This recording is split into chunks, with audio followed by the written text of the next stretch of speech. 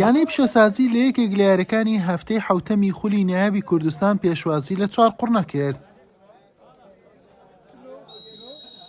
تیپی میوان زوو گورزی خۆی وەشاند و لە یەکەم دەرفەتکە بۆ ڕەخسا ئاسۆ محەممەد 4 قوڕنەی بە گۆڵ یەکەم لە یاریەکە پێشخست.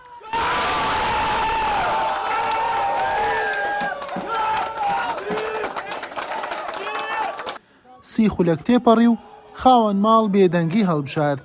لە دوا دەخولەکی کۆتایی نیوەی یەکەم یاریزانانی پیشەسازی 5 دەرفەتی زۆر باشیان بۆ هەڵکەوت تاوەکو ئەنجامەکە یەکسان بکەنەوە، بەڵام عەباس یابری گۆڵپارێزی 4 قوڕنە و یاریزانانی هاوڕێی ڕێگایان نەدا تۆڕی گۆڵەکەیان بەهەژێندرێت.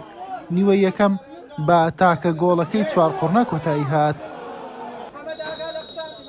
لە نیوەی دووەم 4 قوڕنە بەرگریەکی تەواوی لە گۆڵەکەی دەکرد و پشتی بە هێرشی هەڵگەڕاوە بەست بوو، بەڵام نەیتوانی هیچ مەترسێک بخاتە سەر گۆڵەکەی خاوەن ماڵ.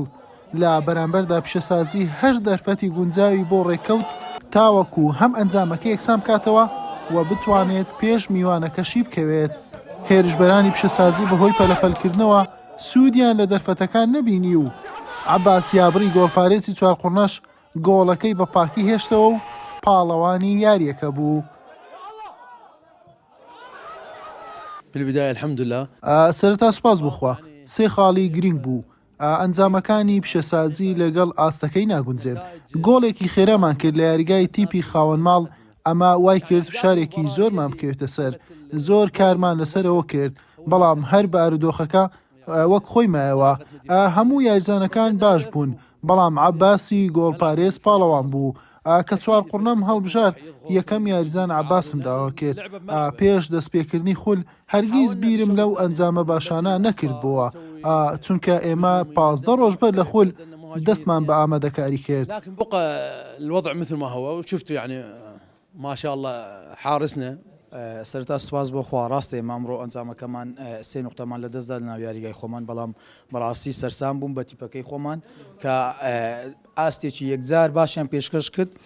تەنها گۆڵچی لە ئێمەی بردو، بەڕاستی ینی گۆڵچیان ماشەڵڵا پاڵەوانی یاریەکە بوو، هەردوو تیپ بەلایە، گۆڵچیەکە بەلایەک، 3 خاڵی یاریەکە بەڕاستی شایستەی ئێمە بوو 100%، بەڵام ئەوەی لە توانامان بوو یاریزانەکان ئەنجامیان زۆر لەیان ڕازیمە و زۆر دەستخۆشی لە ئاستی یاریزانەکانمان دەکەم پیرۆزیانبی، بەڵام دەبواە بەلایانی کەم ئێمە بە ئەنجامێکی باش لی بینە دەرێ، بەڵام بەڕاستی گۆڵچی سەرسام هەمووی سەرسام کرد. بەم ئەنجامە 4 قوڕنە بە کۆکردنەوەی 12 خاڵ چووە خانەی دووەمی ڕیزبەندی. پیشەسازیش 5 خاڵی هەیە و لە خانەی پێش کۆتایی ڕیزبەندە.